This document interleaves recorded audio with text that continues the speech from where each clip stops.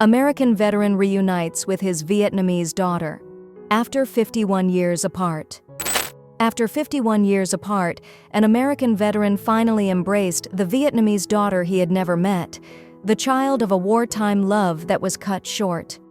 In 1971, Bob Andron was forced to leave Vietnam while his wife, Lynn, was 6 months pregnant. With no name, no address, he spent half a lifetime haunted by silent questions. Then one day, the phone rang. On the other end was Linda, the daughter lost to time, holding an old photograph and a hope that had never faded. And at last, the hug that waited half a century finally happened. A love torn by war. In the blistering heat of Saigon, sometime in early 1970, the war may have dominated the headlines, but for one young American airman and a gentle Vietnamese woman, love bloomed in quiet corners. Bob Andron, a 23-year-old U.S. Air Force sergeant from Haverhill, Massachusetts, had arrived in Vietnam not with a weapon in hand, but with chalk and blackboard. As an English specialist, he trained South Vietnamese airmen in language skills, not combat. Still, he found himself swept up in the storm of war, both professionally and personally.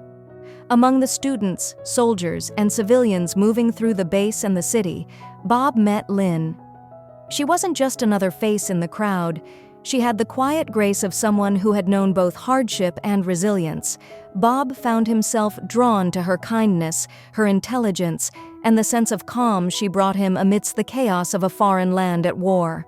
Their courtship was brief but profound. In the way many wartime romances are, their love accelerated under the shadow of uncertainty. Bob and Lynn were married in Vietnam, not for convenience or documentation, but out of genuine love and a shared belief that something beautiful could survive even in the harshest times. But war doesn't wait for love. By January 1971, after a year of service, Bob's time in Vietnam came to an abrupt end. The withdrawal of American troops had begun. He was forced to return home. At the time, Lynn was 6 months pregnant with their child.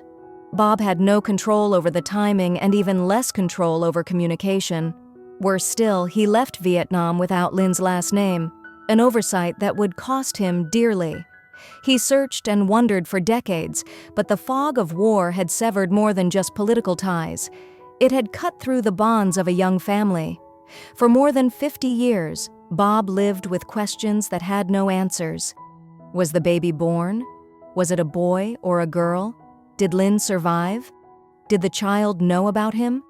Would they ever find him? These weren't just passing thoughts. They were quiet companions in his heart, always there, always unanswered. A phone call from the past. Bob, now 77 and living a quiet life as an architect in Massachusetts, picked up the phone to hear a voice he didn't recognize, but one that would change everything. The caller was Christy Mays, a genealogist who had made it her mission to reunite Vietnam veterans with the children they had unknowingly left behind. She had been working with Linda Throng, a 51-year-old woman living in the U.S., who had long believed her father was an American serviceman. Linda's life had not been easy. Born in post-war Vietnam, she was an Amerasian child, one of tens of thousands of children fathered by American soldiers and left behind when the war ended. Many of these children faced discrimination, poverty, and a constant sense of not belonging. Some were told little about their fathers.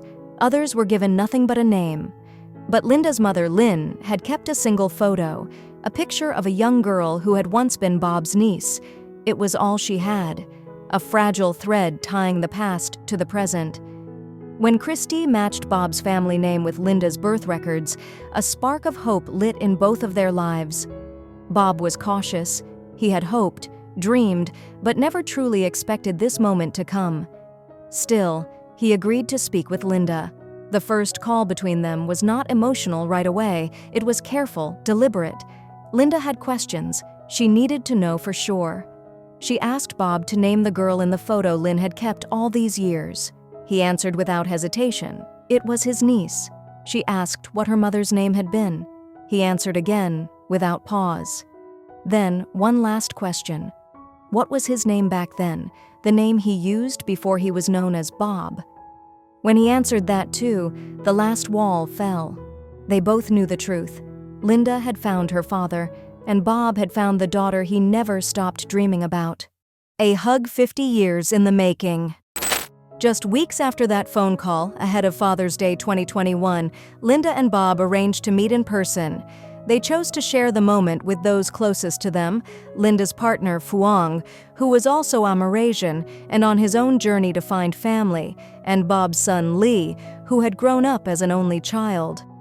Lee filmed the reunion on Facebook Live, but what the camera captured wasn't for views or clicks.